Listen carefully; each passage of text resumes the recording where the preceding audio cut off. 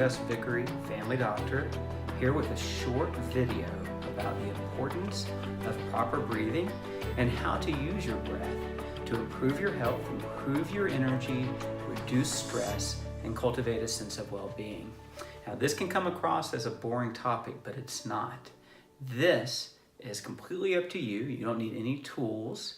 It doesn't cost anything, and it has been proven to improve health. So we're going to take just a moment to explain what proper breathing is and is not, because many people don't understand this, and teach you a couple of techniques that can help you begin to practice this. Breathing is clearly a vital function of life. We have to have air. We all know that without air, very quickly we start to feel bad and panic. So air is vital, and our breathing is how we get our air into our body, and it's also how we expel waste in the form of carbon dioxide. And there's a lot of different physiological variables that our breath is actually maintaining, but we're just going to focus on the big picture. When you are properly breathing through your nose, and I know for some people they may have anatomical challenges, but it's so important to begin to learn how to do this. Through your nose and into your belly in a nice even manner on a regular basis, it will provide you the air you need. It will help move carbon dioxide out of your system. It will help maintain the right balance of oxygen and carbon dioxide, and it will also calm stress responses. Now, improper breathing, which happens to many people, it's a trained conditioned habit, is where you're actually breathing through your mouth and into your chest. Now, that's a form of shallow and more rapid breathing. Now, many people think of that as maybe they're not breathing enough, and that's why they start to feel like, I got to get a breath. But it's actually that they're over breathing. Now, I don't want to get too lost in that for now, but just understand that this type of breathing is actually a form of over breathing, not under breathing. And essentially what happens is you begin to blow off a lot of carbon dioxide, and you don't really change your oxygen, because generally speaking, we have plenty of oxygen unless you have a lung disease or some other issue. And so what happens is your brain regulates the feeling of shortness of breath based on how much carbon dioxide is present in your bloodstream and in your lungs. And it has these sensors, and it will trigger a sense of need to breathe, a stress response in response to that carbon dioxide threshold. And that carbon dioxide threshold can change over time. So the more our brain tolerates a higher level of carbon dioxide, the less short of breath we will feel, and the more we are able to deliver oxygen to our tissues so it can be used. So it makes us more efficient and better conditioned. And what happens is when we're over breathing, what we're doing is blowing off that carbon dioxide, and over time, our brain resets the value at which it begins to trigger shortness of breath. So now, at a much lower level of carbon dioxide buildup, you begin to get a sense of, I need a breath. And that's a common reason people come to me in my clinic, is to say, I'm feeling short of breath. And is it a lung disease? Is it heart disease? What's going on here? And most of the time, they're chronically overbreathing because of bad breathing mechanics. They've changed that threshold, and now, periodically, they're just like, I need to take a breath. So we want to reset that system. And it's important to understand that the proper breathing technique is in and out through the nose as much as possible, and using your diaphragm or your belly. So your chest will be quieter. And I'm not talking about deep breathing, although I'm going to teach that to you. I'm talking about very effective, simplistic, proper breathing on a regular basis. So you begin to train yourself to keep your mouth closed, breathe in and out through the nose, and feel the air just going into the belly. So you put a hand here and a hand down on your belly. You'll just feel the belly rising very softly and then dropping very softly, relaxing like a balloon that's just contracting out its air, and the chest is moving minimally. So as much as possible, begin to practice breathing in and out through your nose and through into your belly, feeling the belly control the breath. That's proper breathing. When you're sitting at work, or you're walking around, or you're just relaxing at home, practice for a few minutes, breathing in and out through your nose and into your belly with very quiet, simple, short breaths. And train your body to be able to do that. What will happen is you will retrain that threshold of carbon dioxide, and you won't trigger shortness of breath nearly as often, and you'll deliver oxygen to your tissues better. Now, there are also forms of underbreathing. People will have that at night, sleep apnea. It's important that that gets diagnosed, and periods where people are just not breathing, and then they'll end up also feeling like, I gotta get a breath. And so the breathing techniques I'm teaching you really take care of all of this. They help reestablish proper breathing. They exercise your respiratory system, so they recondition the muscles of your respiratory system so that they're stronger and more effective, and they help retrain how your body is regulating oxygen and carbon dioxide, and that promotes a sense of well-being. If you think about it, if your brain begins to think that you're not moving air well, it's going to induce stress responses, which is going to make you feel anxious or nervous or irritable. You might eventually feel shortness of breath. You may feel your heart rate pick up, blood pressure go up, etc. And we're all about reducing stress except when we need to have it. So your breath is one of the best things to control to reduce stress responses and improve your bodily function. When you breathe in and out through your nose, you moisturize the air, you filter the air, you allow your immune system to work properly, and you release nitric oxide in your body, which dilates blood vessels and improves oxygen delivery. So we really want to practice the nasal breathing. Now, I'm going to produce some more advanced videos on breath work and how to restore nasal breathing if you have an issue, but that's beyond the scope of this one. For now, on a regular basis, I want you to practice quiet breathing in and out through the nose with your mouth closed, feeling just a little bit of movement in your belly.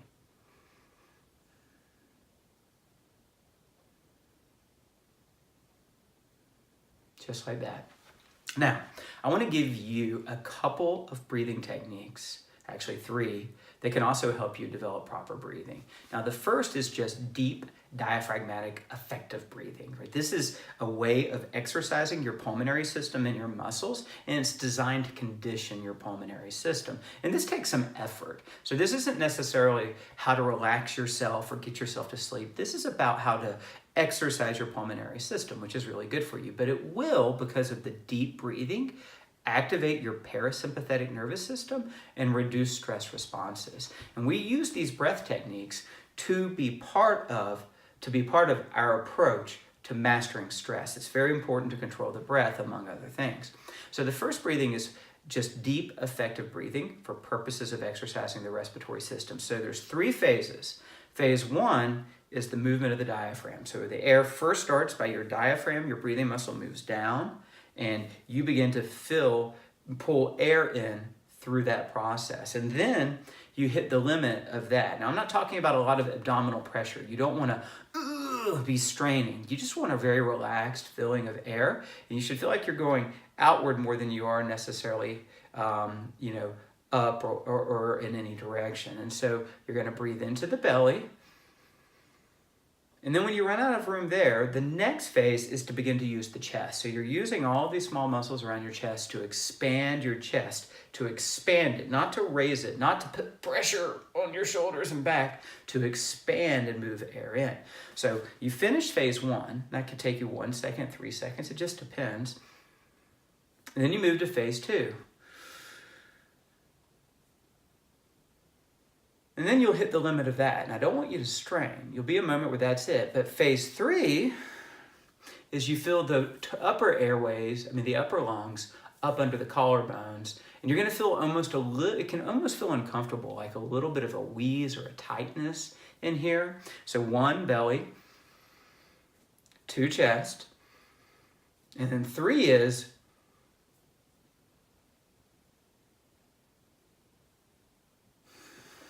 so I felt that all the way up. I'm completely filling my lungs with air. I'm going to do it one more time. Ready? 1.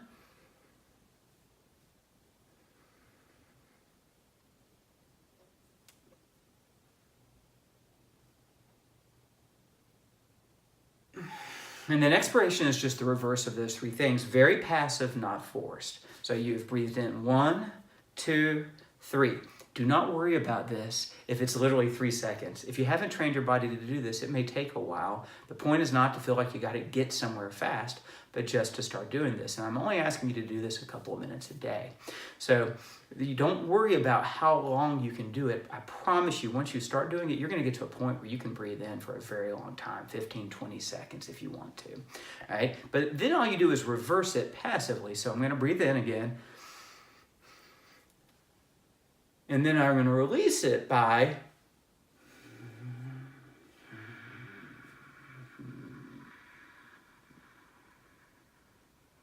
I'm going to completely empty my lungs.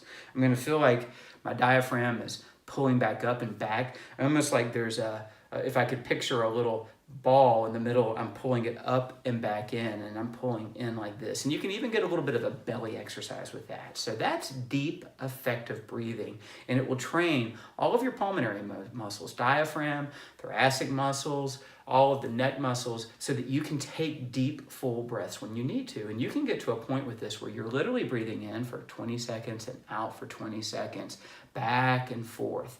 And as you do that, you're training the pulmonary system, but you're also reducing over-breathing because you have these long periods where you're not just blowing off the carbon dioxide.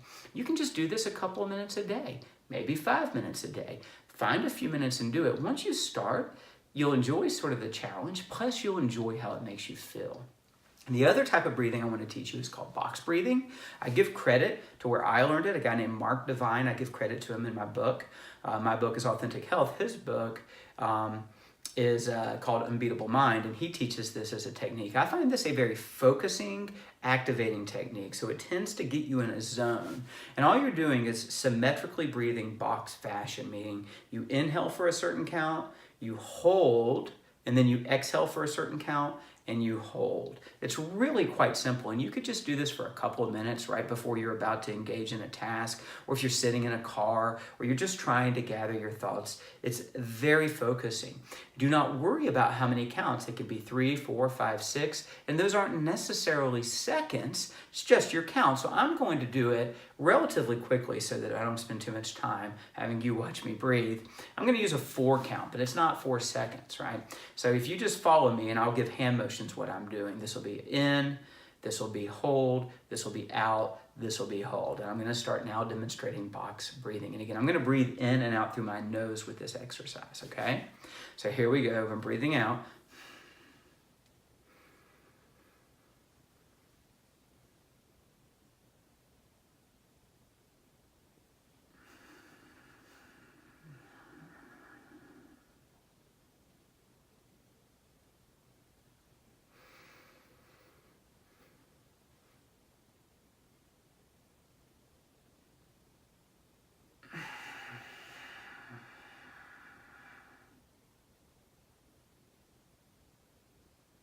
You get the idea. And I would just do that for cycles, for a minute, 2 minutes, 3 minutes. Anytime I get the chance, I'll throw in a little box breathing. It's really a great breathing technique.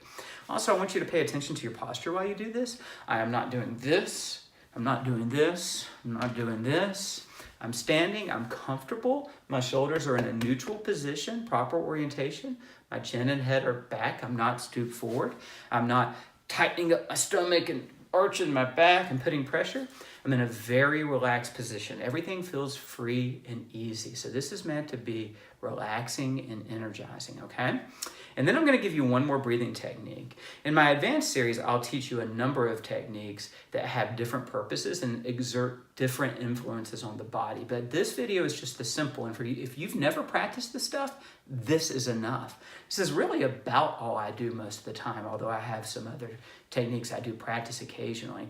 This is going to be called 4-8 breathing. 4-8 breathing is a form of relaxation. It activates your parasympathetic nervous system, which reduces your fight or flight or stress response, lowers blood pressure, lowers heart rate, calms your system down, which then relaxes the mind. It can help you begin to control your emotions and regather your focus. So whenever you find yourself irritable, impatient, nervous, edgy, whatever stressful, uncomfortable feeling you have, just practice this 4-8 breathing. And what we're doing is we're inhaling for a 4 count and exhaling for an 8 count. And again, that's not necessarily seconds, but it can be. There is a brief pause at the end of the inhale and at the end of the exhale. Just a brief pause and then a reset, okay? So it's very relaxed, and it could be literally you're doing 2 seconds in, 4 seconds out, 5 seconds in, 10 seconds out. We're just maintaining a count, 1, 2, 3, 4, 1, 2, 3, 4, 5, 6, 7, 8. And that 1 to 2 ratio seems to have some magic mojo in our physiology. So I want you to learn this technique, and you can just keep this in your back pocket and pull it out anytime you need it. So I'm going to demonstrate it again. In and out through the nose, mouth closed, right? Good posture, relaxed, happy, smiling, puts good emotions, right? And so here we go. I'm going to breathe out, and I'm going to go.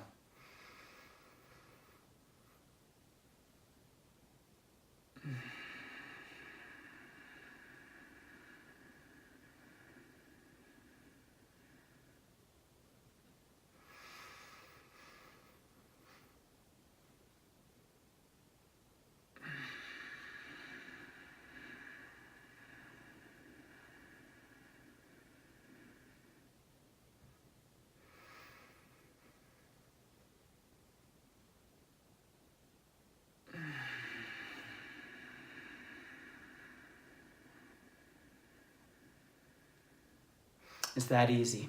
You can do it shorter or longer. The main key is that 2 to 1 ratio. That's why the 4 and the 8 count. And it's so relaxing. I mean, I actually really feel kind of relaxed and happy right now just doing that. So those 3 types of breathing, all right, well, really 4. One is how you breathe all the time. Through the nose, into the belly, quietly, easily, not over breathing.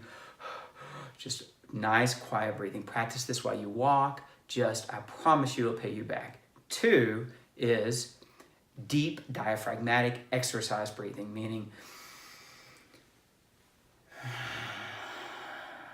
that's for conditioning and helping you feel better. Next is box, focus and activating, right? Symmetrical, which is basically the whole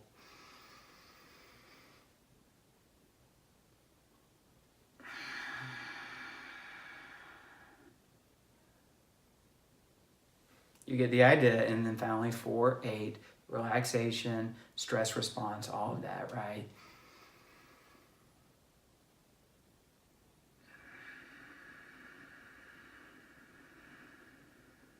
That feels really good. And it'll feel good to you too. It's just the beginning of how we can begin to use the breath to restore health. But you don't have to pay for this. You don't have to go buy any special devices. Right? You don't have to use a medication. It doesn't matter your state of health, what's happened before. You can begin to start this right away, and you will feel better. So begin to practice these techniques. They will pay you back. If you come to this video on the Health Shepherd's website, consider signing up for our blogs and articles and receiving additional teachings about health. Consider coming to our Facebook page and joining our community, following us on Instagram at Health Shepherds. We need the support. We need this message out there to people. Also, you can follow us on our YouTube channel called The Family Doctor and subscribe. I do need the support. I'm trying to teach everyone out there all of the simple things we can do to get our health back. And I am on a mission to do that. That's what Health Shepherds is here to do. So please support us by participating and subscribing and telling others about us. Thank you very much.